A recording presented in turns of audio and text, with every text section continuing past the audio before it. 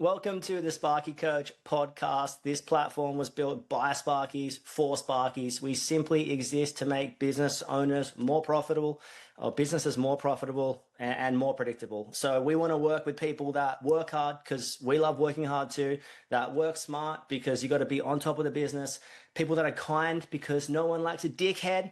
Am I right? People who want results because that's what we're here for, right? And people who want to be part of a like-minded community. So if you're interested in hearing more about the platform, please reach out and enjoy the podcast. Sparky Coach pod here, the Lounge Pod, Crowy, featuring Sam Ackland from Alpha Tradie and Build Clean.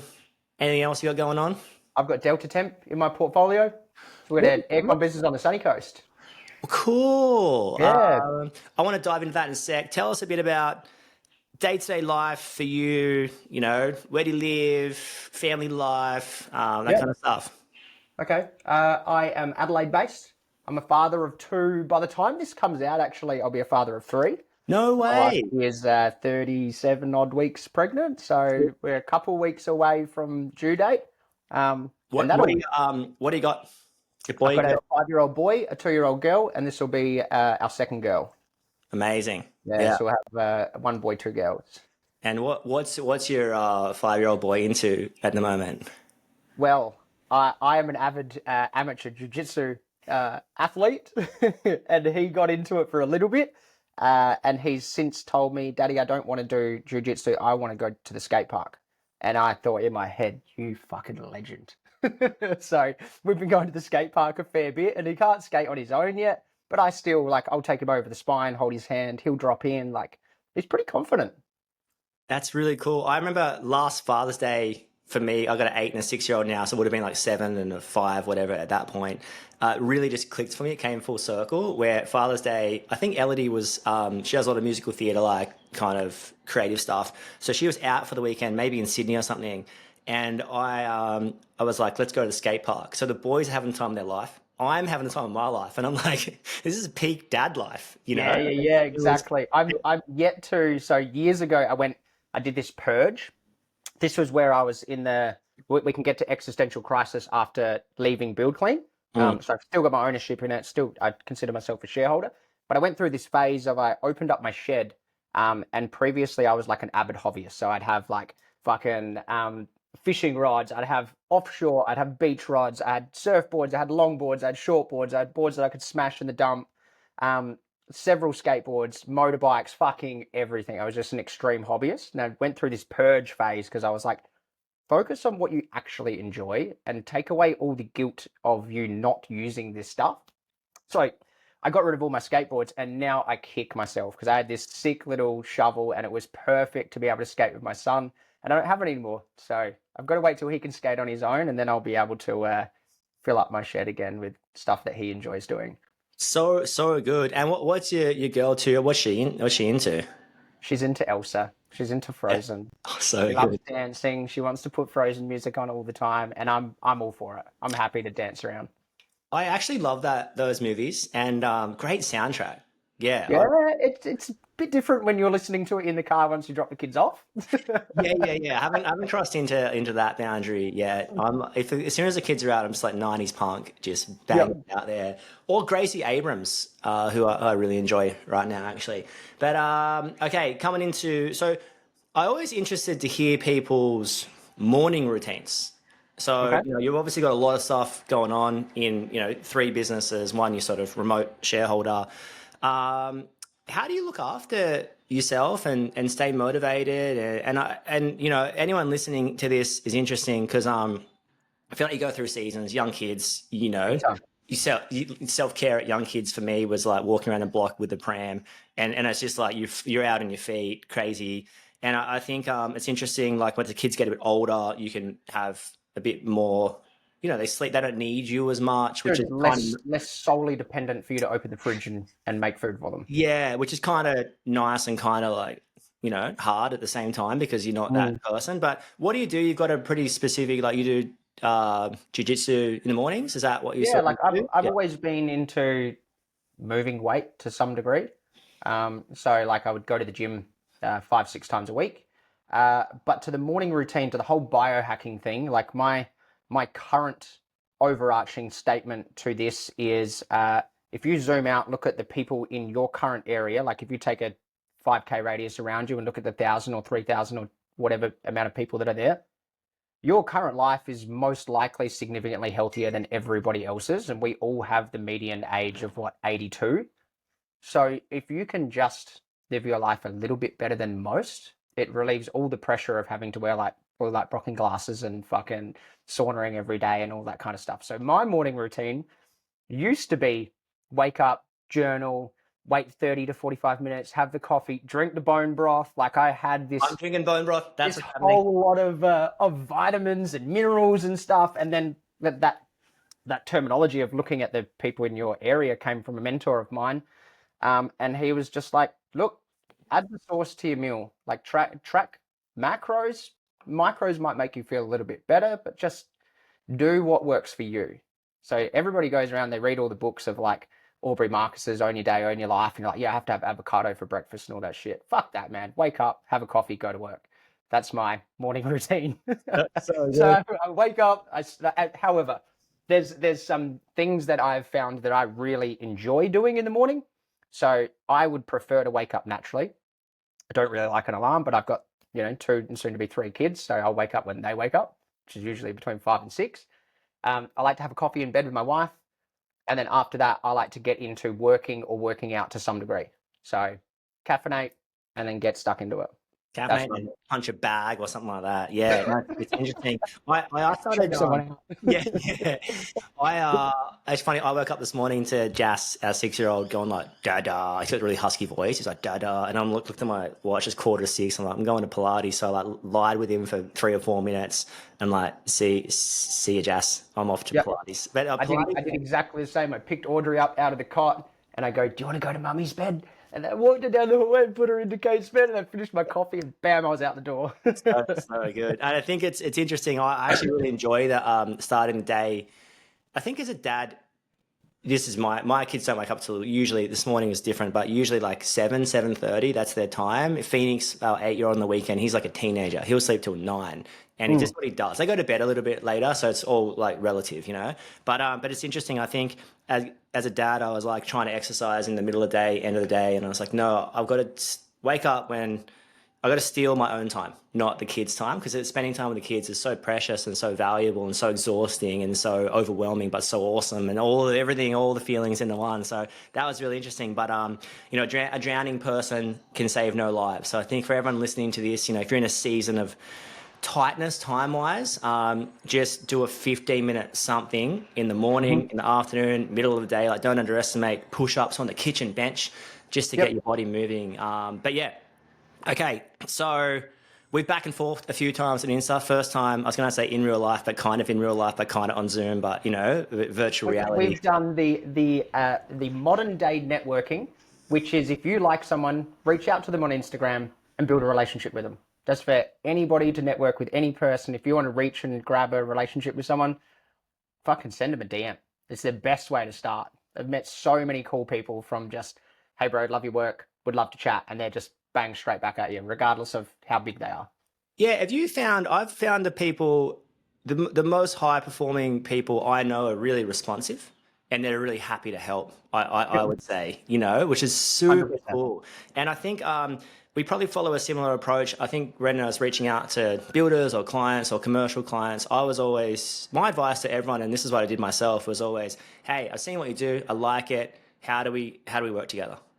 And that there's a lot. Structure of very similar opener, an easy opener. But there's lots behind that, I feel. So let's dive into that a bit, because I know you're a big sort of brand marketing guy, because the stuff behind the lens there is, if I was an electrician and I said, hey, and you're a builder, and I'm like, hey Sam, saw your stuff on Insta, love it. Do you, and you stalked me on Instagram, which is the modern day website, or the website, which is the postmodern day website, and that's like, or you saw my LinkedIn to a lesser extent, but maybe a little bit, like, and you saw my car drive past, and it was a 1999 High Ace, and it was had rust in the back and all this kind of stuff. Like, I think the brand is so important, and the holistic approach of uniforms and sign writing and site signs and website and Instagram. The carpet must match the drape. So what's your advice to someone not doubling down on that? So two things here. What's your advice to someone not doubling down on the marketing side of things? And then what's your advice to someone who's like to push a little bit harder? You know what I mean? It might be all entwined, but yeah. There's kind of two pieces here. The future piece is like legacy branding, which we need to cover all, and how you do one thing is how you do everything. But for the most of the trades that are listening, probably not probably don't have 25 or 50 staff. And then it is about a cost benefit. What is the most important thing that I can do at the moment for the least amount of cost? How can I get the most return on investment? So instead of us going, okay, well, let's set a list of things that you must do, I would much rather us think about who's the ideal customer, where do they play? Let's grab the low-hanging fruit first. So if we take, like, a lot of my guys and a lot of my history has been with getting work from builders. So builders play on Instagram. So if your first focus was, well, I'm going to build my brand on Instagram first, and then you start to add in the next pieces of like, well, okay, now I'm heading to site on that builder site. How do I present myself? Am I in a 1981 High Ace commuter, or is my car a little bit nicer and a little bit more on brand? It doesn't have to be brand new, but just thinking about if I was to have my social presence aligned with how I show up on site, aligned with how I handle and run my business on the back end. So we have social proof. We have neat and tidy and respectful imagery on site. Obviously, we're polite and we're charismatic as well. And then following up and making sure that quotes and invoice and everything get out timely. I think that encapsulates the branding component. And then as we start to step up, you're like, okay, well, let's add tactical levers to it. Then we start to go, do we do ads? Do we do outreach? Again, where do they play? Where are the ads best played? Yeah, but I'm very cautious to be like, here's the 100 things that you should do right now, because you and I are both very finance focused, and both you and I would go, okay, well, let's look at your financial forecast. Let's work out how much of that profit we're willing to reinvest in and into what action. And let's make a more strategical move instead of going, let's wrap all of our cars. And for everybody listening that wants to wrap their cars, a 1/3 wrap will get the message across, and it's 1/3 of the price. I was super fortunate to learn from my old boss, who, he had the fortune of his business been running 47 years. We talked about this off air, but when he came into the business about halfway through, about 25 years in, because his dad started it, there was no sign writing anywhere or branding, like just no website. I just think nothing. They were just running on reputation and word of mouth, which was a lot of that era in the 70s, 80s at that point as well, and still is. I still think. I mean, I don't know what your thoughts are. I think word of mouth is the ultimate. It's the ultimate. If someone's going to pass your name on to someone else and you come heavily recommended and that person is respected in the community, you're almost a full-blown chip into that. So it's like, I think people underestimate the best lead, isn't it? Yeah, it really is. We see it in Sparky Coach when someone, even this morning, someone texts me going like, "Hey, I'll pass your number on. Is that okay?" I'm like, "That's more than okay." Yeah. But it was cool because I'm like, "Oh, that's your clients are your best advertisers, really," and it's super interesting. But I think he basically said the brand's RJ, and he's like, just get a $400, $500, $1,000 wrap. Because you think if you want 20 cars and that's $4 to $6 grand per car, it's a lot of money for I don't say not much return, because if that specific service and maintenance like zebra stripe, yes, you're going to stand out more, but is the juice worth the squeeze? Maybe. Yeah, if you're looking at that return on investment, so what do we need on the vehicle? We need to have our name and our brand. It needs to be as close as we can to how our brand message is portrayed. But if somebody sees your High Ace with a bonnet wrap, bonnet to the front door, and your name written down the side, that does exactly the same thing as the full car wrap with all the other shit that's on there that doesn't need to be there. I'm still waiting for Lord Voldemort to launch electrically and have like a Voldemort with like a Volt stick in his hand or something like lightning. Baltimore. That'd be super cool. But For the fourth year that's working for somebody at the moment, we will take naming rights from that. You can buy the URL from us. maybe a clip off the top. So anyway, I was but no, it was interesting. So I got business coaching from a non-tradie in maybe 2014, someone from my BNI group, and it was awesome. I think having that external eyes, like as much as we're Sparky Coach, we're dialed into Sparkies only. I've done it before. I think that's got a special part, and there's unique things and nuance that you can coach that maybe no one else will understand. But I got it from him, and I remember he was like, put forward these van wrap proposals, and one was it was like a zebra stripe, a black and yellow, really really bright, and I don't wear that much. It's not my style, and I remember it just looked like this service and maintenance god driving through, and I'm like, oh, we work for like builders and long-term commercial clients. I don't think they're going to want to see this, But it was interesting, like brand alignment and branding crossing over to, does that look like what we do? I think that's incredibly important. And you mentioned before, I want to dive into this. Oh, sorry, one sec. So Instagram, what's your advice to someone, Sparky, plumber, whatever, wanted to chase, say, a builder on Instagram? Maybe they're starting out in the first couple of years. Maybe their job's been, say, small, and if a builder looked at it, they would look at it and they wouldn't see capability. You know what I mean? Because I think if you looked at, say, let's just take 40 from New Age and a couple of those guys in that zone, if you looked at, say, their brand, like New Age, you're looking at it, and I can see that in high-end residential. If I'm a builder, I've only looked 3 photos in to be like, these guys are capable, they've done it before, I'm confident in them. But what advice would you have to someone who doesn't necessarily have the portfolio? What would you say? They can only see, this is from the builder's perspective, they can only see what you post. So plumbers doing vanity, you can still take close-up photos that look really cool. Electricians that are doing light fixtures and features, you can take photos that still look really cool, that show that you are capable of doing that. You don't need to, they don't know that it is a duplex. They don't know that it's on a development site. If you can hone in and go, well, I want to show off this feature of this house and do it in a carousel, because carousels work best at the moment. That could change. This will date. That won't age well. But if you can show the little area of what you're working on, you don't have to you don't have to have a drone fly over and pretend that it is a monster house. Something that we talk about when we're going organic content strategy is head, heart, and hands. This is for the guys that are starting to really lean into the brand. And what we mean by head, heart, and hands is, don't try and create the viral bullshit, boys dancing around on site, swearing, kidnapping people. Like, don't do that. It's not going to improve your brand at all. If you can think about taking content for our head, who's the head of the company? How do you position yourself as a key person of influence? Or you know your shit. Heart, how do we show our team? How do we show the guys? How do we show what we look like and what we're capable of? And our hands is our finished product.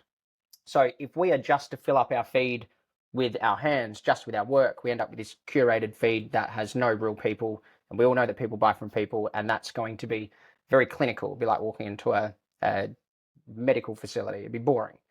It might look cool, but we want to make sure that we are showing not only who you are, who our team are, and then the work we're doing. And I think that head, heart, hands is an easy frame for you to be like, I pull out my phone, what am I shooting right now? Have I shot too much of our hands, too much of our finished work? Maybe I'm going to flip the camera around and actually talk about what we just did. Or maybe I'm actually going to take a photo over the shoulder of the team. Or team shots are really fun because you get toolbox gull wing open over the shoulder. You get tool belt put on. Like, there's a lot of fun content that can be captured if you can see where it's going to be placed. Yeah, and do you have a strategy you recommend with that? Like if, anyone listening, like to commit to one post a week or 3 posts a week or, every day, like what is your sort of, is it just, I zoom back out because organic posting is a tactic. But if we go back out, so tactic is the doing component, the strategy is the kind of the thinking component, or what the purpose of it is. If you're not generating leads from social media and all of your leads come from Google Ads, then I would recommend that you have a good enough social feed and you give yourself permission to not have to worry about that. Post when you can and when you see the opportunity. However, if you are generating almost all of your inquiry and doing all of your outreach from Instagram, then you can add that tactical component and go, well, I do need to stay current and I do need to continue to show and improve my brand on that platform. So it's like there's a tactical component, but zoom out for a second, work out where your leads actually come from, put all your energy into what's actually working. it's so interesting because some of our clients run hyper successful businesses and they don't even have Instagram. So, it's so interesting because I'm on Instagram like a fair bit, especially Sparky Coach and the newly launched Sparky admin, which is exciting. But so it's interesting that there's other ways to skin the cat. There's no one way to do things, but it all helps. It's so interesting. I've seen people post just started my business looking for work on their personal Facebook page, which is kind of embarrassing a little bit. You would say I would get embarrassed about that. And I've done it before, by the way, and it was. We've all done it. We've all thought that our personal brand is the go. I'm like, why is my heart beating so fast? And he got like 160 grand cost plus job and still counting. Or at that time, that was a couple of years ago, probably finished now. But from a post, so it's like, I think it's interesting. You don't know where your next lead is going to come from. It might be the BNI group. It might be a Facebook post. It might be Instagram. And I think if people can look at it and see the carpet matches the drapes, like I think with Coral Electrical's one, we weren't big on an Insta, but I was like, just pick me 9 photos that look like what we do. So big photo of a high-end resi one on deck work, just like that high-end resi sort of commercial stuff, bang it in there, and that's it.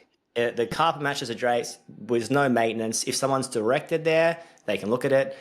So it's so interesting. And Google reviews is the same. Like they matter, but they don't matter. So it's like everything. And as with every piece, it's like there's plenty of ways to skin it, and it always depends.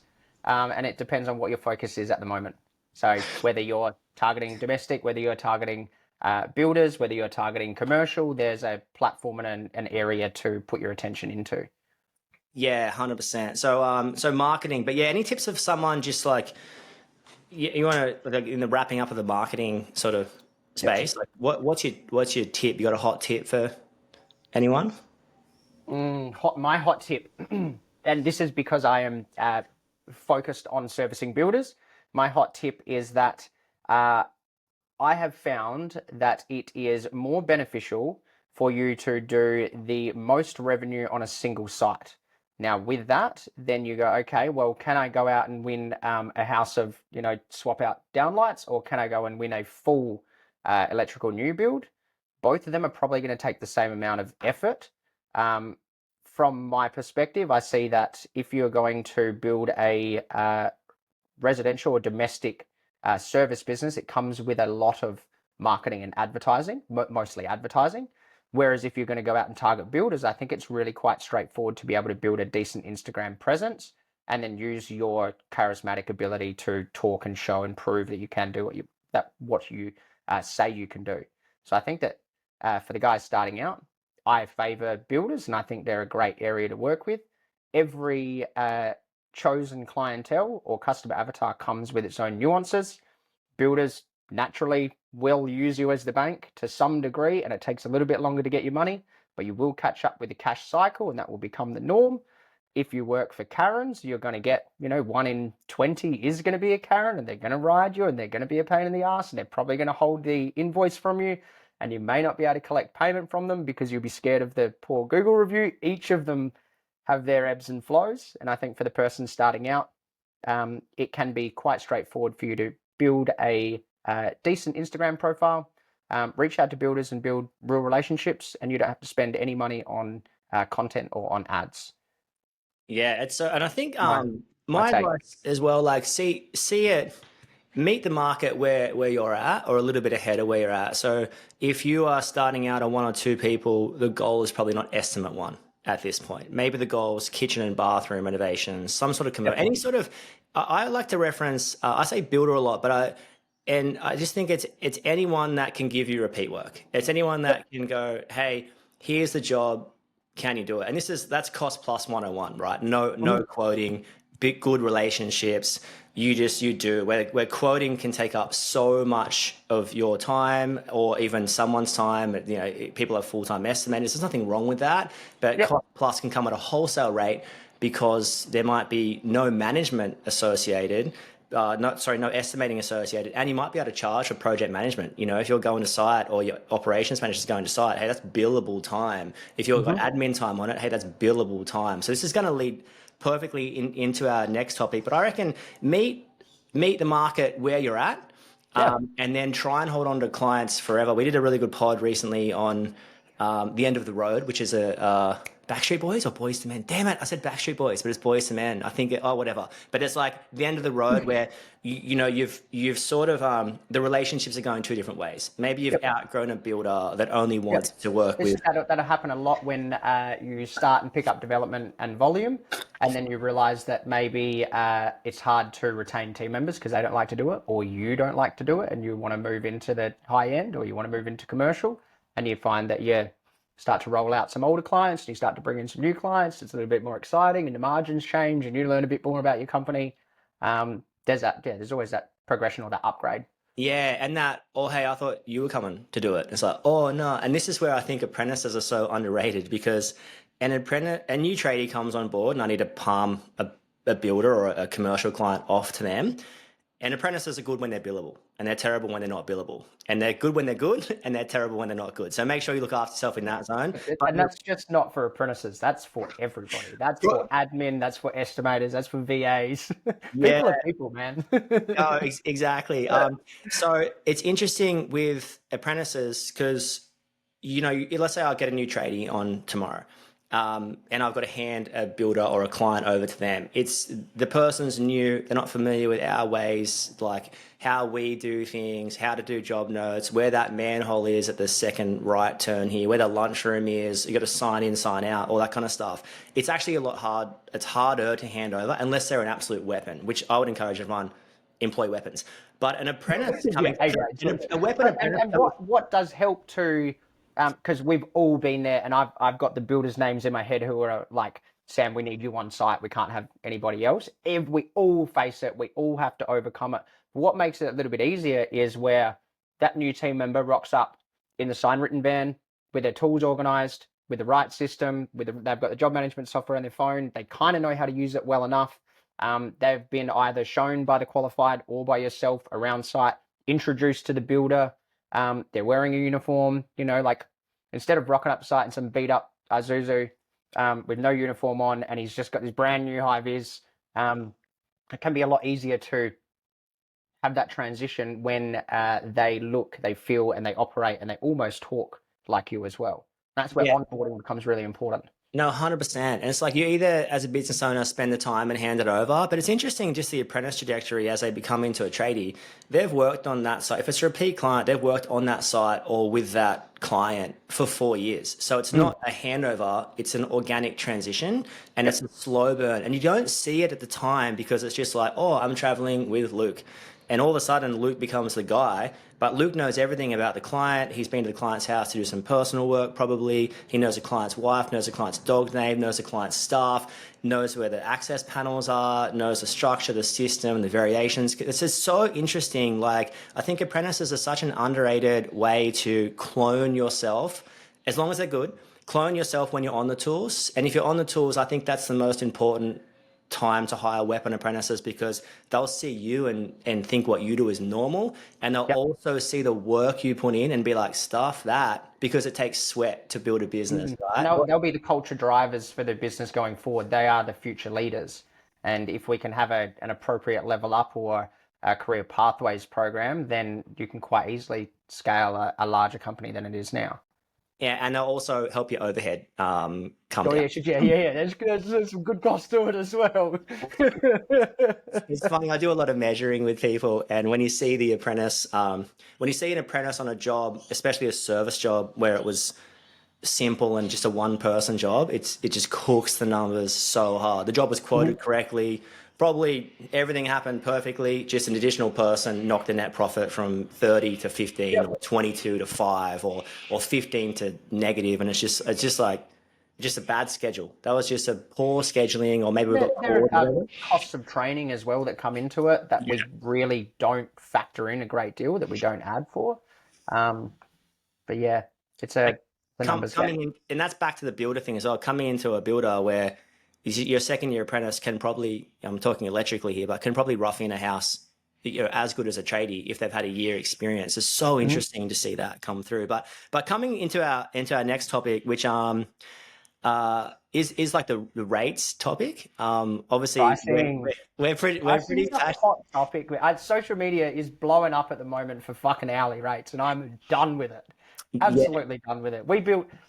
So when I first started, I was doing, in inverted commas, property maintenance. It was essentially, if you paid me money, I'll do whatever the fuck you want, whether it's driving dingoes around, backyard renovations, paint, fucking whatever. We were charging $45 an hour and still making money.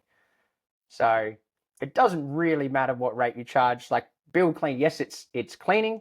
We still make money charging out at $67.50. Commercial is a little bit more expensive. It's totally dependent on how your business operates. Well, it's dependent on how many jet skis you buy.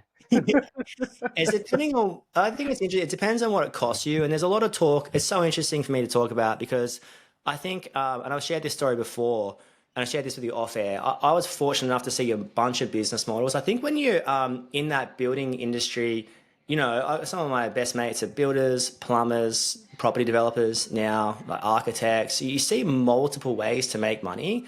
And I think it's just essentially the rule is like, what does it cost you? Add a margin, and then that's okay. That's if you looked at it holistically, it's like, are you making money or not? And I think it's when you peel it back and everyone's telling everyone what to charge, and are you still charging 120 an hour? We've got members pushing up to and north of making $1 million net profit a year on 120 an hour. And you can reference that to hourly rate, like that rate. The only thing that gives the rate context is what it physically costs you, what you're able to sell with that, and how many of those you get a day. So if you're $300 an hour getting 3 hours a day, it's $900. And let's say it's service and maintenance, and I see people, their net profit per job, perfect. But they're what I call like labor efficiency. They got 3 out of 8 billables that day. So they're driving from one side of the city to the other, and their tolls, the traffic, and everything else that comes into it. And the admin of service and maintenance is hectic. So it's like, to break down a rate is super interesting, right? So let's just take electrician because that's my skill set. Yeah.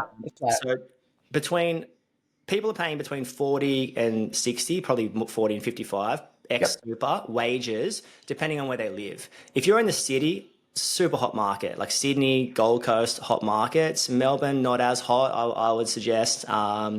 It's from a team member paid rate, from where team member gets paid. Team member employee rate, 50. Let's say it's 40 to 50, $15 discrepancy. Super on that, 12% minimal discrepancy, like that's a fixed cost, but the wage is variable depending on where you live and what you got to pay.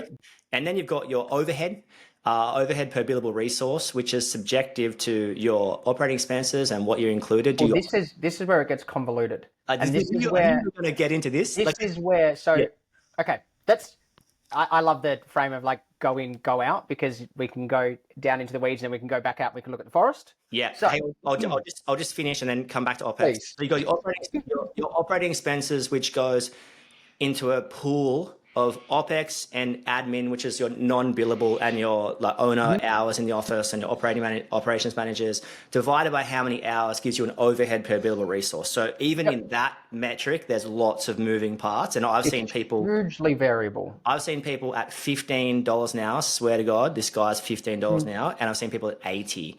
And I think there is a market realm, just like you would pay for coffee, but it's so subjective.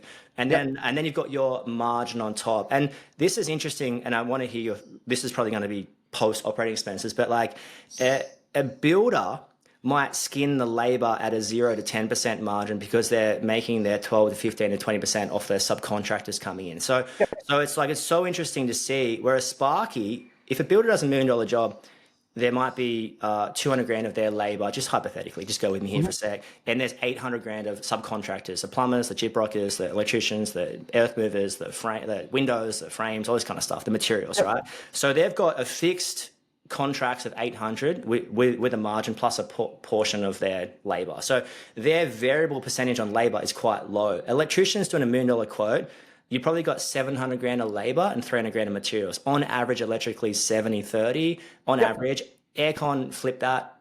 Plumbing is probably more like a 60-40. So it's like the labor component is so unbelievably subjective. So margin is referenced by what else can you sell. So I've seen people charge low rates and then be skinning, putting heaps of money on materials.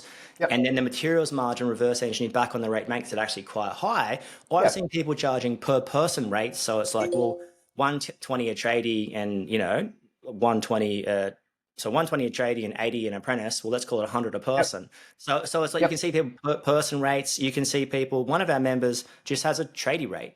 So it's like, and obviously the rate insert into either a cost plus arrangement where everyone forgets about the materials margin going back on top, because it's like your 120 is really 135 because the materials margin coming back on top. Cost plus usually comes with labor efficiency of 8 hours a day, because that's the best way to use cost plus. Forget about subcontractors who are usually cheaper than your employees, significantly cheaper than your employees. So many moving parts. For me to go and cast out a blanket rate on, hey, charge this is essentially and inherently wrong, I would say. For our marketing discussion, it's like, you should do Google Ads. It's like, it depends. It depends on so many variables. So many moving parts, and I think it's just, I just want to break it down because I know me and you share similar philosophies on, like, I would say we both, no one fully understands numbers, but we have our head around numbers, and I would say we're both realists in terms of, I can tell you to charge, hey, you need to charge this. And you might win 2 jobs and then you lose a client. I've seen one of our members came from another company, a coaching company, who shan't be named. It wasn't Alpha Tradie, but they wasn't. We got 0 churn. They came from another company, which happens, and then he was like, I was getting told to charge $320 an hour for my trading apprentice. And he was investing heavily into Google Ads, and he was quoting everything at that rate, which is just a blanket figure. This tradie and apprentice together at one rate for 2 people. For these are the nuances that come out. We're going 320 for him, 320 for him, which is just 640. So 320 a team, 320 a team. So spin that cat however you want, 220 and 100 or whatever. But he was quoting, and he was losing every quote. So he was heavy on advertising. The administration costs to quote that, get the site, have a look at it, all this kind of stuff. And then just back and forth of administration, super high. And he wasn't winning anything because his rate was too high. And there's a market value. Like, I know, and it's so subjective to, like, if you're 20% out at 100 grand, you're 100, someone else is 120, you might get that job. But if you're 20% out at $1,000, you're 1,000, someone else is 1,200 or whatever. Like, there's a minimal difference. But so much to break down here. I know you were passionate way back when we talked about, we've got the wage component, which is fixed depending on where you're at, plus a super. Then you've also got the operating expenses, and it's included, like, what is in there that shouldn't be on costed as well. Like, should Google Ads hardcore be on costed, or is that like an investment into the business? It's an interesting conversation. Sometimes, and this is where we're talking about what's added into cost of sales. So what are we taking out of OPEX and putting into cost of sales? Exactly. Yeah. So anyway, you got heaps of thoughts. I've sort of, like, ranted. What do you think?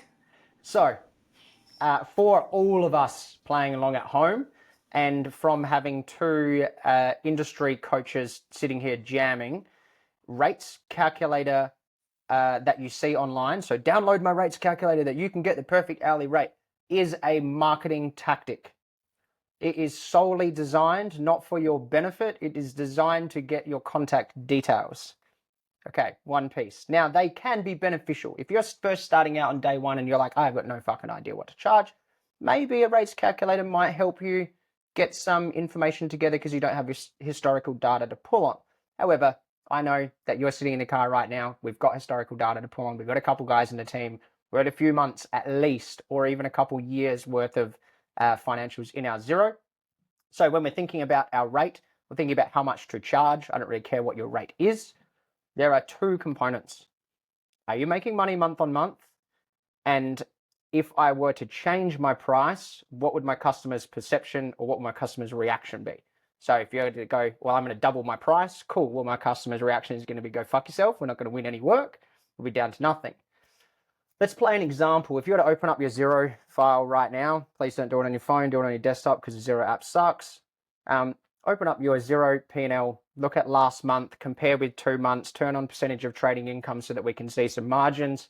Let's just say, for example, you did 3 months in a row of 100K revenue and you had 10% net profit left over. The question that you're going to raise to yourself is, do I have a financial forecast and is 10% what I'm targeting for? Yay or nay? Let's just use the example of nay, and we're shooting for 15 or 20%. Let's say we want to get 15% net profit. The question that you ask yourself is, what would happen if I was to raise my price by 5%? Because your costs are now not going to change. If you raise your price by 5%, that'll be manufactured straight down to net profit. So the question goes, okay, well, can I do that? Potentially, yes or no. Will that help me achieve my target? So will I be making money? Yes, that will help me achieve my target. Then you think about client's perspective. If I'm going to raise my price across the board, so that'll be your materials markup plus your hourly rate by 5% on everything, will my clients care? Will my clients know? Will I have to probably do, or is there some tactical components I could do to overcome that? A little bit better marketing, a little bit better communication, a little bit better service on site. That's how I would go about establishing, is my pricing correct? Am I on target? Yes or no? If not, how far away am I from my target? And then what will the customer's perception be? Or what do I need to change in order to get there? I don't give a fuck about the rates calculator because it's so variable. Once you put that information in and then tomorrow you go to Toyota and buy a van, now you've increased petrol, you've increased the vehicle maintenance on it, and you've increased, even though it doesn't show up in your P&L, you've increased finance on that vehicle, so hire purchase. They aren't going to show up. Some of them will show up in your operating expenses, but your HPs won't because they're on your balance sheet. Story for another day. We're not going into accounting. But as soon as you go and make some changes in your business, your overhead changes.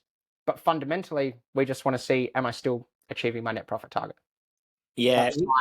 That's my round out for how do I select my pricing? Are you making money or not? I love that. And there's also like, I do feel like there's a market realm, like just like you pay for a coffee $5, you know, yep. You're probably not going to pay $10 and you're probably not going to pay $2. You $10 probably maybe once or twice.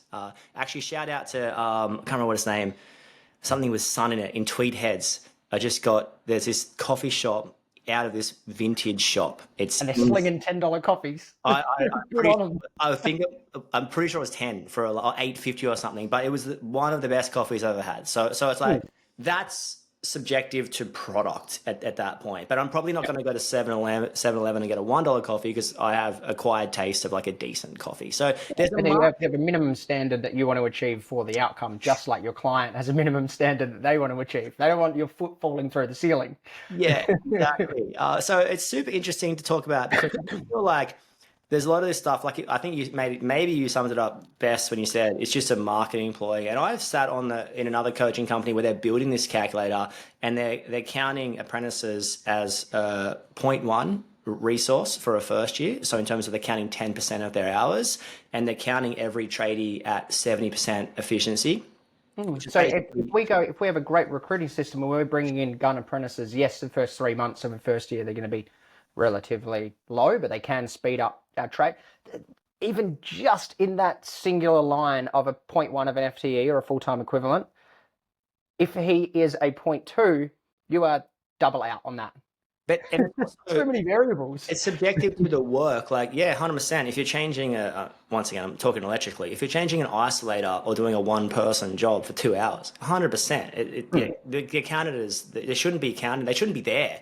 But if they're on a project and they're able to be trained, educated, hit the ground running, and if they're pulling cables for 8 hours a day, 40 hours a week, that's still work. Someone's got to do it. Huge. And it's probably happening probably happening cheaper than your tradie if you compare their rate costs. So it's super interesting to reference because an apprentice comes on and lowers, and if you quote everything at $100 raw cost or 80 or 120, that's going to significantly throw out. Like if you've got 1,000 hours in there and there's $40 difference, you can be $40,000 difference for the same thing. And I think the fear for me is that people would do one of two things. They would do it uneducated, and they would on cost a rate that's too high or too low. Both bad. Too low, make no money. Too high, probably lose a job, piss the clients off, lose your reputation. Both stem from understanding your fundamental numbers on a large enough time horizon. So whether you're looking at single job reports, so you're back costing on jobs, or whether you're looking at monthly or quarterly or the past 4 months or the past 6 months or the past 12 months. And I think fall into those traps without looking at a large enough time horizon or the law of averages. Yeah, and I think we've both we're probably been in a few different markets. You've sold labor materials, as have I, and you've sold a product, which is the coaching, which is way more like you can script coaching off a revenue. I mean, because it's pretty predictable, right? It's a predictable relative pathway. Come in, do this, and here's the revenue. Here's what we're going to achieve for you. Where a 200 grand electrical quote or a 200 grand plumbing quote or a $1 million build quote, there's an element of subjectiveness of the labor materials components that you don't see in other industries. So I think you've just got to be aware and be careful. And the other thing that sort of gets me a little bit is, if let's say net profit's low, like you got to look back at the movers. I think what it was that is I think the most uneducated response, not uneducated, sorry, the easiest response is, hey, raise your prices. Yep, that's just the easy thing. Hey, you need to raise your price, got to hit 20%, and it can be true, but it also can be. Oh, Mozzie, missed it. It also can be. It also my hands aren't what they used to be.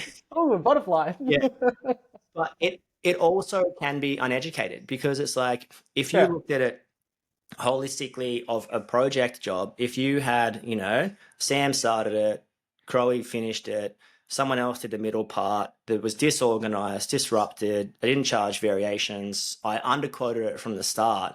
It's like the net profit might be subjective to the quote that was wrong. Or the quote might have been correct, but we handled it incorrectly. And maybe that's a lack of process, a lack of systems, a lack of job management system. Variations got missed and it blew out. Yeah, so I'm sitting with someone at the moment who their net profit is terrible, good. I'll actually probably do a video on this soon because it's if you looked at it holistically, just stared at the red, green, it's like, hey, change something. But in reality, he's in the fruit of something he quoted 2 years ago. So he's just finishing a project now. This is a great story. He's just finished the project now. He quoted it when he was on the tools. So is immediately your best case scenario. So it's like if you're optimistic business owner, you're probably pretty good at your job and you're probably a little bit optimistic. So you're looking at it going like, oh no, we'll smash that out in 1,000 hours. You're willing to run. You're willing to run to the van and back. Yeah, and your hours are subjective. Like he's not gonna count his 60 hours and goes like, oh, I made X amount per year. I made 300 grand this year, 200 grand this year, $1 million this year. Oh, but I worked 70 hours a week. It's a rare business owner that compares input for money. Usually you just come to like, I made X. And it's like, well, we're great at telling everybody else how to use the job management software. Put your timesheets in, assign it to the job. We don't fucking assign our own time, do we? And it gets missed and the job looks like it went fantastically. Yeah, the job looks good, net profit also. So it's like, are you logging properly is good? Did you handle the job properly good? But this guy's in the fruit of like, it's not that his net profit sucks. It does. That does suck. But it's just coming out of a project where he'd put in he's exhausted his progress claims and he's still sending labor and materials to the job. So no matter how well all the other areas of the business are performing, it's getting dragged underwater by a mistake 2 years ago. And this is why it's so important, I think, for anyone listening back, get your quotes right. One large mistake on a large job can have years of ramifications. Now we're going to deal with wholesaler and ATO and all this kind of stuff that we're pulling money from everywhere. We're robbing Peter to pay Peter. And it's like, eventually Paul's going to need to get paid after that. But it does happen. Accidents happen. Mistakes do happen, and it is absolutely fine. And you will be able to find a way to trade through. So I know there's somebody listening who's like, man, I fucked that job. I have fucked plenty of jobs. and it hurts, but you will get through it. There are options. There are different ways to skin the cat when it comes to finances. Maybe you have to do a P&L audit and drop out some OPEX. Maybe we do need to pick up, yeah, and this is a very easy statement, so pick up some higher profit jobs, but maybe we need to consider where those higher profit jobs are. Maybe scaling up right now is not the right decision whilst that project's on. Like, I just want to make it very clear that the guys that are struggling with that at the moment, it happens. We've all messed up a job, and it's not going to end everything. You will find a way to trade through. Yeah, I mean, anyone who's been in business X amount of time, I think a lot of your numbers experience and gross and net profit experience come from mistakes. A lot of time, it's like, you think it's a good idea, and it's just amazing. I was talking to someone yesterday.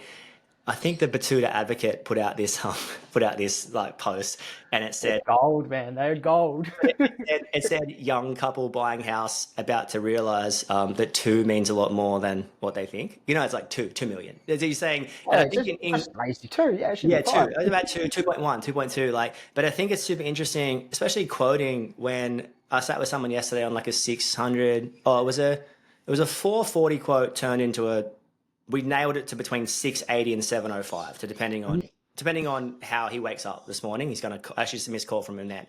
So we'll run through depending on how he sits. But it was so interesting where it's like you go 680 or 690 or 705. I'm like, this is $25,000. Like, you don't have much of those conversations around. Like, if you're making a $25,000 decision in the family or with other things, you're sort of giving it a lot more thought. But it's amazing how much you can pick out a price or a number and just discount it. And maybe that's the rate.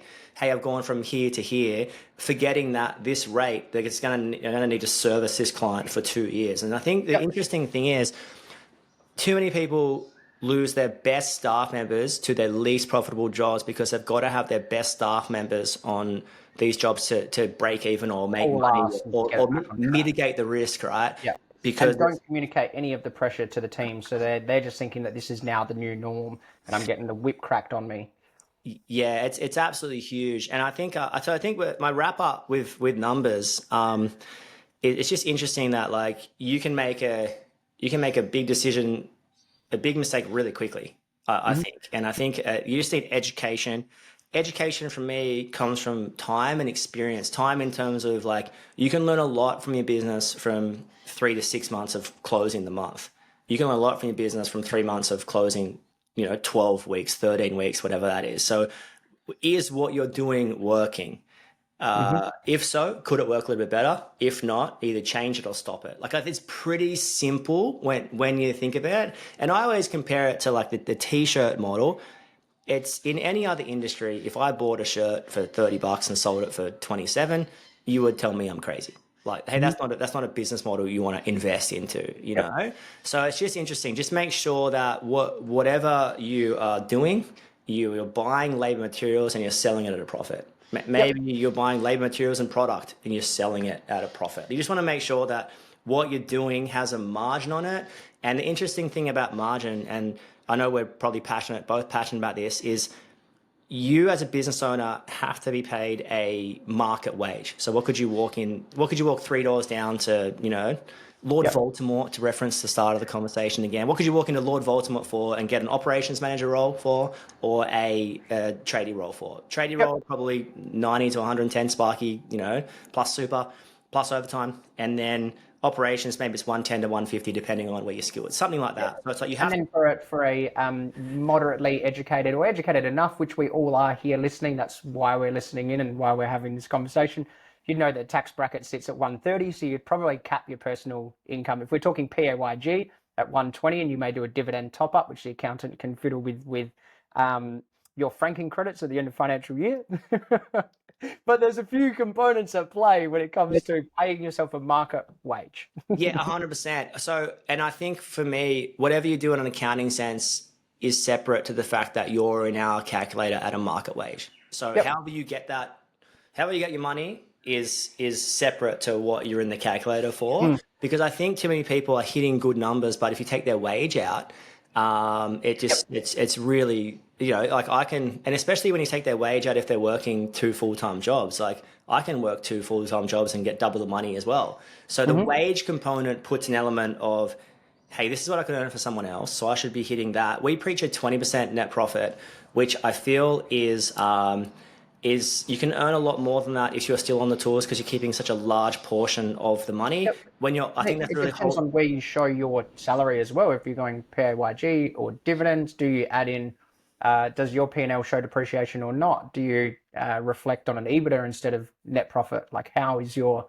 P&L put together? Yeah. And this leads into your net profit is like your penis. No one needs to know how big it is. Just keep it to yourself. Yeah, it's that's actually heaps funny. And I was a big believer in that. Like, no one needs to know that stuff except we actually see it. I like to see it. And if you're talking to a penis coach, they probably want to know how big it is. See your penis? Do you want to see your net profit? But yeah, it's interesting, and it's so subjective. I just encourage everyone to set a standard and hit it. And for us, that's 20%. A builder might be 10 to 15%. Like, it's going to be in that realm and range. But yeah, I think my wrap up on the number sense is, don't believe everything you hear, and there's nothing like education. And the thing that I see with people's numbers is they're probably inherently doing some things incredibly well and some things incredibly poorly. Maybe they're handling the projects really well and the service and maintenance stuff's just cooked. Maybe it's the opposite way around. And the service and maintenance stuff is generally comes with a higher overhead, more admin, more travel, more phone calls, more back and forth, more site visits, less billable hours. That should come with a little bit of higher overhead compared to the project. So there's multiple ways to skin the cat. And I feel like the hand feeds the mouth and the mouth feeds the hand. Like, I just feel like they're both entwined. How do you run a successful business only doing projects when the person who's running the project has a house with a family they want lights put in or, cleaned or whatever? And how do you just do service stuff when there's such a serious cost to get leads indoors, so foot traffic, to get your conversion rates up, to get your quotes out? So it's such a heavy administration load where cost plus or a large quote is just one phone call, spent a week to quote it, did it, or one phone call, I got that pub renovation for 18 months. And I think when the two serve each other, and when you find your niche or when you find your rhyme and reason and you find where everything sits, it's beautiful. And you can make money in any sub niche being whether you want to service just maintenance hospo, whether you want to do just commercial construction. You can make money in any area. Fundamentally, why we're here is to produce net profit to keep the company alive. But really, outside of that or above that is what kind of job are you creating for yourself? So there are some people that really, really enjoy sales, that really enjoy marketing and want to build that sales and marketing engine. They favor that side and they don't really want to be on site too much longer. Maybe the domestic services is the primary area for focus. And there's other guys who are like, you know what, I love my service and I really want to stay on site. I love doing high-end projects. Maybe that's where the business favors. And that's usually how it starts anyway, of what your inclinations are or what job you want to build for yourself. Yeah, and what you're exposed to, So if you've got a good friendship network of builders, you might just be chipped straight in perfectly. That's amazing. Hey, moving on to, I'd love to pick your brain on, I guess we've touched on it throughout, and it's one of those things that you can't measure, but you can 100% measure. It's almost a riddle in this way. So it's immeasurable, but it's incredibly tangible. Company culture. So I knew it. I knew it was going to be culture. The measurable, immeasurable. It's so like, you're not going to see company culture on a balance sheet or a profit loss, but you might, because if you got consistent clients, and I think the goal of everyone, this is my thoughts, until you're on the beach, your job's probably something in and around your operations manager's job is finding clients, retaining clients, finding staff, retaining staff, and then quoting, doing all the big quotes that other people can't do. And I think that's important because it's all about relationships, and it's obviously profits in there as well. But in a culture sense, you might see that on a profit loss sheet. Like you might see that on your close a month, where it's like, we've retained this stuff, everything's consistent, and I think it's so important, it's so underrated, and I think people can treat people poorly or really well, and how you treat people matters. And the company culture is actually, it's a lot easier to have a good company culture at 10, 20, 30 staff than 3 because 3 people are just 3 people and 30 is 30. So give me your thoughts. Like, company culture is obviously important to you. Yep. Yeah, what comes to mind? You know, what are some of the hurdles you've had to get through? Yeah, Okay. give us your So thoughts. when we think about company culture, like overarching, and this would resonate really well for you as well. Don't use the word culture. It's probably more like the vibe. Like, what's the vibe? What's the energy? What are the team like? Who are the people that we are allowing in? And what are the standards that we expect? And what are the standards that we allow? So we've just in our program, in our boardroom program, we've just done a couple of weeks on a 2-part series of accountability. So we structured job descriptions, which I believe should be called expectations. And then we have turned those into performance reviews. And I think that we all need to find a more palatable term for performance reviews. I call it a staff check-in. Excellent. Excellent. So Yep. what we do is, what I encourage is ask, how are you going on site Mm-hmm. and what do you need to improve on? How are you going Yep. off site in terms of like job notes, on time? What do you need to improve on? How's the company going? What do we need to improve on? And then you go, would you refer a friend or family member? Who do you want to shout out, honor? And Yep. then, is there anything else you'd like to bring up? Yeah, so Love is it. anything else you'd like to bring up? And the thing that I find is, if you give that to them and they fill it out, Mm. usually instead of you having to confront 5 or 6 things, you know, they've probably brought them up. And then is there anything else you'd like to bring up? It's designed to evoke, like, oh, actually, remember you said you'd get me that van? You didn't, you know. So there's space and a place they can verbalize on a form, which is way less confronting than face to face, and then you can review it. Anyway, that's my 2 cents. Continue. Yep. So I suppose it's farming culture, or it's farming a vibe. So there are people that we allow within the company, and there are expectations which we allow, and there's standards that we uphold. So it comes from, who do we let into the company? And we've all had that guy come in and he just fucking rots everything. He's just a fire. He's a snake in the henhouse. There are also times where we need that guy or girl specific skill set to get us through. We can kind of refer to that in our mind as potentially a band-aid. But for us to cultivate or farm this company culture, we need to be cautious and careful about who we let into the business at any role, at any level. We need to make sure that we have a open and active line of communication, which is your performance reviews. Prior to doing those reviews, we need to set what the expectations are, which are your job descriptions. And then we've got some formats and frameworks to like structure those in a way where they're not just static documents and they're not seen as a negative. But that is some tactical pieces that guys could come away and go, okay, cool.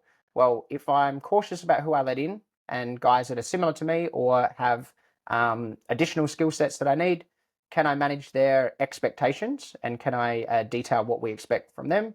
And then, is there a forum, or is there an opportunity, a frequency, or a meeting rhythm that we can both say, this is how I think you're performing, this is how you think you're performing, and have a conversation about where the disparity sits in there. I think with that, in and of itself, without having a pool table and ping pong and after work beers and fucking every second Friday off and all that other shit that just costs, they're just OPEX. I think with just managing expectations and having an area to have constructive conversations would be more than enough to get you to a position where you can really feel that vibe. You can grow that vibe. You can harvest it. That's awesome. And I think really good book. We both obviously would preach it pretty hard, that No Rules by Netflix. Great book on company culture, hiring excellent people, hiring A players because A players want to work with A players. What's the rule? Yep. A players hire A players and B players hire loads of C players. So it's like, it's super interesting. But I think culture is interesting because you want a culture of excellence, and excellence is doing what you do well and doing it with a good attitude. And we've all seen those people that do what they do well with a bad attitude, and that can have a terrible ramification on culture. And that might be, you got to work out what the attitude is. Is it workable or not workable? Is it temporary, kids not sleeping, got financial stress on my life, I had a breakup, or is it like, no, hey, this is just a negative attitude. I got to confront that. And maybe that attitude can stop or change. Stop meaning part ways. So excellence is doing what you do well. So you got to do what you do well. But we'll met those people that have an excellent attitude that just aren't performing. And the interesting thing is, the larger the team and the more simpler the job, and reference this to electrical, running 400 meters of cable tray, or Velcro tying data, or something that's like pulling cables. So it's simple job. You want vibe. You don't necessarily need the best person. You might be okay with an average or good person. And especially when that person, that average or good person, can come under an excellent person, sometimes you just need all hands on deck. Solar is another great example. We're just passing panels up, that they can be okay. And I think that's interesting on the calculator, because I always, we've got this rating system of weapon, very good, good, average. Average goes orange, and then red goes like, red is bad, or very bad, or something like that. Can't remember what it is, but There's a softer name for the employee to receive. pretty gentle on the CMON stuff. But it's so interesting. And I think culture, it's one of those things that work out what you can do to build your company culture. So one thing that worked for us at Crow Electrical, we worked 7 till 3, and we called it an 8-hour day. So part of the 8-hour day, you get a half-hour unpaid break and a 15-minute paid break according to the award. So 7 till 3 is really 7 till 3:15, and then most days stuff's happening with a wholesaler picking something up or doing something, or so I think that worked good. So my rule was that people should be surfing at 4 or with the kids at 4. And I think if you can just foster that, actually, there's a really good book by the founder of Patagonia called Let My People Go Surfing. For anyone listening, audio book or book it. It's just about, they fostered the best culture. And with great company culture, usually you can retain staff, which is very important. But the other thing is you can attract staff, which is arguably more important. So retention is fantastic, but attracting the A players. So when they're looking at Instagram, when they talk to you, when they're seeing the vans drive past, when they're seeing the guys out for beers or kombuchas, when they're hearing about, oh, we've got it, this company's awesome, that flow on effect, whether it's on site at a builder's job or at a client's house, that pours out of people. When people are happy at work, it overflows. It's like a cup overflowing. It spills out, and it's so attractive to look at. So yeah, what are your couple of tips to, like, someone's in that growth stage of business, and they've grown from 5 to 10 or 10 to 20, and maybe they feel like cultures. Someone described, they're starting to read the books and hear the word get floated around more, and have so many conflicting opinions to what it really means. Yeah, because culture was defined me. This is back in the church days. It said, culture is just the way things are done around here. Yep. And I think that's a really cool definition, because it's saying, well, this is just the way we do things. But I love it because the way we do things can change. So if the way you're doing things sucks and it's affecting your inherent culture, well, now we can go like, well, let's just change how we do things. Let's start checking in with our staff. Let's start like asking people how they're going. Let's start employing the best people. Let's get rid of tardiness and lateness. Like, let's tighten up our product. So anyway, what's your encouragement to be like, someone's got a what do you want to call it, a culture wane, a flat line or slight decline of culture, where you're looking around at your team and you're like, this is not what I was expecting. This is not the vibe that I wanted. Or even better, you're laying in bed in the morning just before the alarm goes off, and you're thinking, oh, get fucked. That's a really good sign that there is work to be done within this area. So I would not go and consider like, what are the chocolate things that you could bring in. The chocolate things are like the pool tables and the fucking early afternoons and whatever, 4-day working weeks, and those cute things, or offering free haircuts to come and join our team. Like, I think they're all chocolate that melts in the sun. It's very unnecessary. Your culture will be dependent on what you really want to build. So I focus a lot on a high performance culture, because A players thrive with A players. You might not be this could hurt, you might not be an A player, or nonetheless might not want to build that culture of high performance per se. There could be other things that sit in your higher in your list of personal values that you would rather have or rather embed. Work out what they are, work out what your ideal structure and day looks like essentially, and then base it around that, because you'll attract people like you. And then you can move into the tactical components of like, okay, well, how do we find those guys? How do we market towards more people like that or more people like me? And then how do we measure it and maintain it?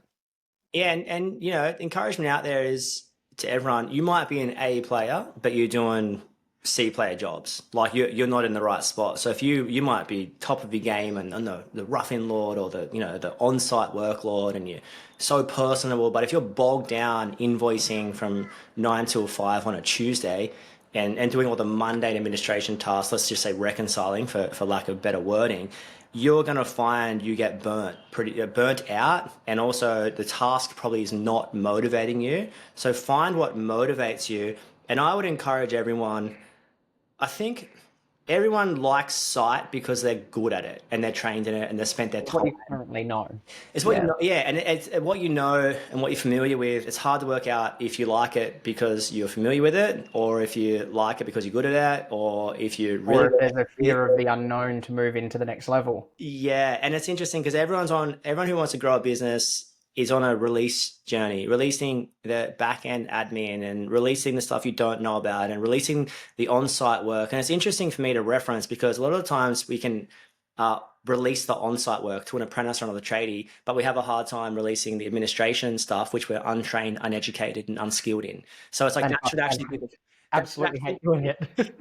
and you're not good at it, so it doesn't fill your cup. So a lot of times, just work out if you're in the right spot, because if you're in the wrong spot or you're doing too much, it can have an incredible negative effect on your vibe, mojo, spirit, whatever you want to call it, all of the above.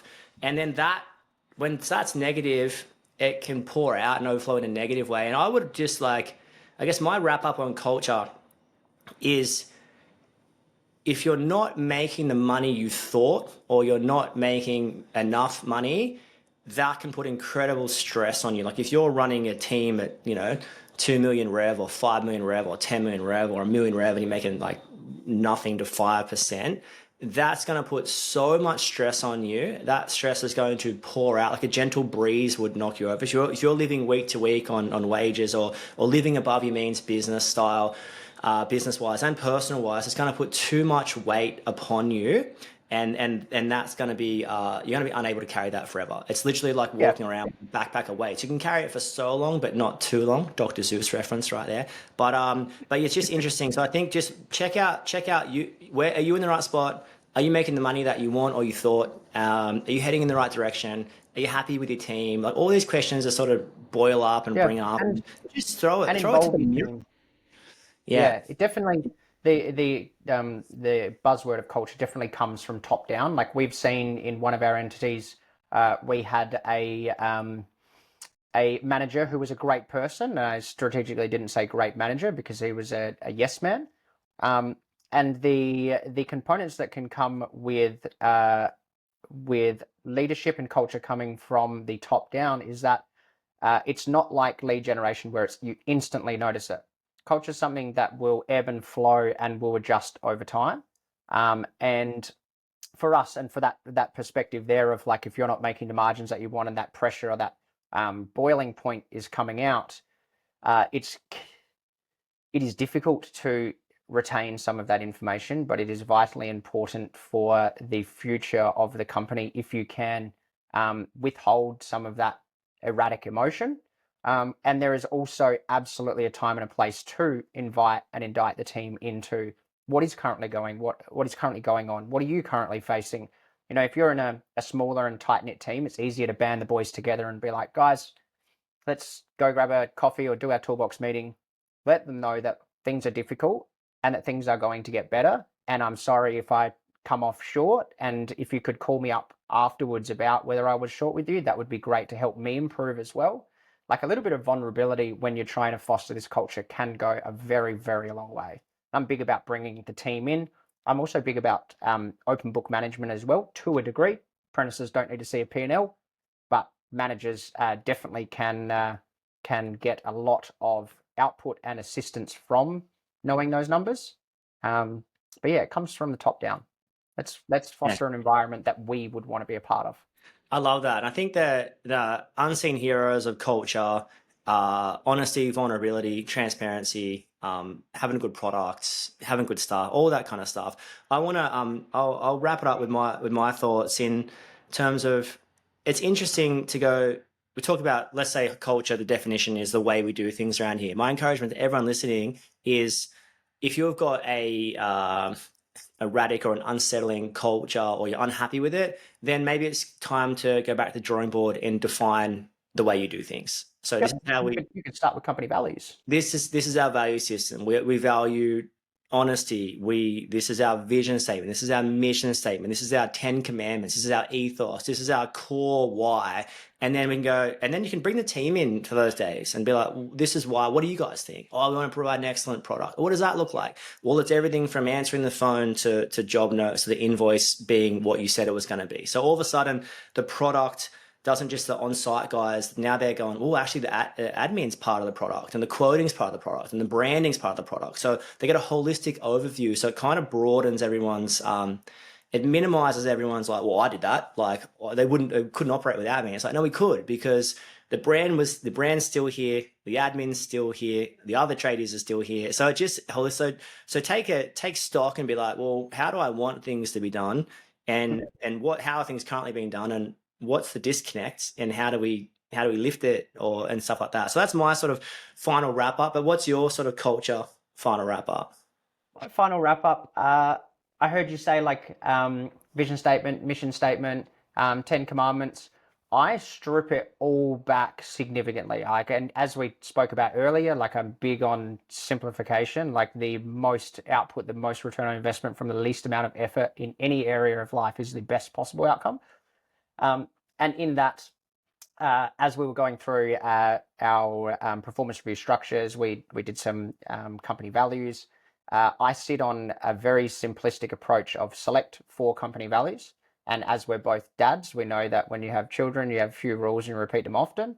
I like to simplify things down to 4 company values because then everybody can remember. 10 commandments I have found can be a lot. I know I've got a little brain, so it can be a lot for me to take on. And with the it's scientifically proven, you know. And with the vision and the mission statements, I've often found they become too static, or they're like unheard or underutilized.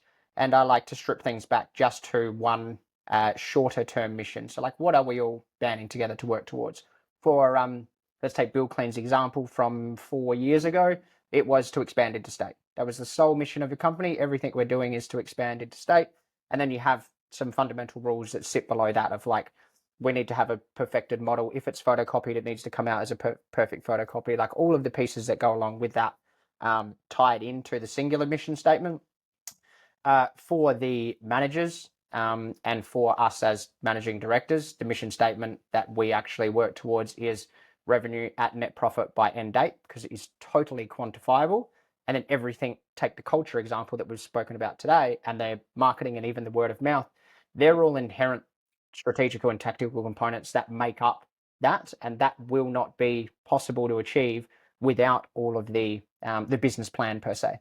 Yeah, so set the big line and then and roll down from there. It was interesting for us with Sparky Coach. Our I guess our vision for everyone is like make money, build wealth.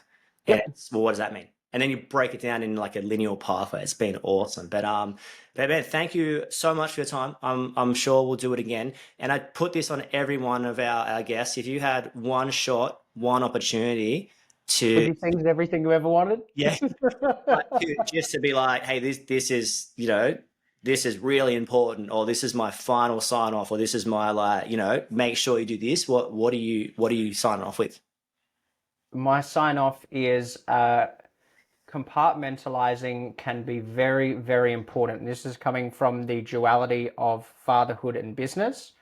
I've found it is hugely important to be able to pack your business within a mental piece, a mental bucket, a mental fucking cardboard box, and try to pack it up at the end of the day, and then try to open up or try to push that box aside and spend some time with the family. Because I am a victim of this even now, of like kids are the kids are sitting on the couch watching TV and I'm like working out the next social campaign, or I'm trying to watch a YouTube video to learn something. And it's a skill that I'm trying to refine. But for those of us that are wanting that takeaway, I think that if there is a intercept between work and then family, try to really hold that boundary tight. I love that. One thing I've been doing recently, like I'm literally 3 days into this. I'd wake up and I'd usually look at Instagram, and then You I check messages from me. yeah, and then I go to Pilates. And then I would be sort of making the kids lunches and getting everything ready for school, and then I'd be sort of on the phone as well, like doing like half doing stuff. Yep. And I was like, no, that sucks. There's no way to live.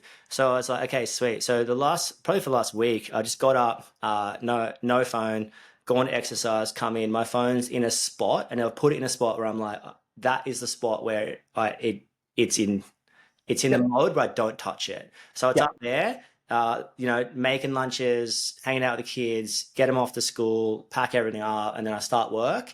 And it's been so good to live. Like I've been so much more present just by not carrying this, which would in other cultures be a torture device, right? It's you're contactable 24 hours a day, but you don't need to be. But it's amazing. And it's like it separates that work brain, and it's like you only have so much output when you think about it. How long can you perform at such a high level, or how many great ideas can you come up with a day? And I find that it's easy for us to sit here and say it as well after scaling and growing companies and having great people to come in and do a lot of that kind of work for us and with us. But I suppose it's something for the guys who are like, oh man, I get builders calls at 5 and 6 p.m. every day. There may be a time for this surge. And there may be a time if you are in that surge, and absolutely right now with with Q2 leading into Christmas, is you might have to have a conversation with your partner about, I would love to be super present at 3 o'clock or at 4 o'clock. But at the moment, I got to push a little bit, and I'm going to try my best to be present from 5 p.m. just up until Christmas, and then I'm going to bring it back in. I think that little bit of communication with your partner can go a long way too. Yeah, I love that. When I was sweating into Sparky Coach like hectically, I just said to Elle, like I'm out Tuesday night, Thursday night, and then it got brought back to Tuesday night, and then I go back to like nothing. So, not like nothing at night time. There's a time and a place for sweat, and there's a time and a place to slow down. And I think like if you're doing too much all the time, maybe just take a 2-week time audit. Classic Dan Martell, buy back your time. 2-week time audit, work out where your time is going. It might be going to mundane admin tasks. Get rid of it. But yeah, all right. Well, thank you so much, Sam. Hey, don't hang up. I'll stop the recording, but don't hang up. And thanks everyone for listening. And you can check him out at Sam Ackland and Alpha Tradie on Insta. And that's it. Hit me on IG. Slide into my DMs, you dirty dog. Slide into the DMs. And I'll see you guys soon. Thanks for hanging out. Appreciate you. Bye for now, guys. That's a wrap on another podcast. Whatever you're doing, don't be too busy to stop and check if you're making money. And above all else, you know the rules. Be kind. See you soon.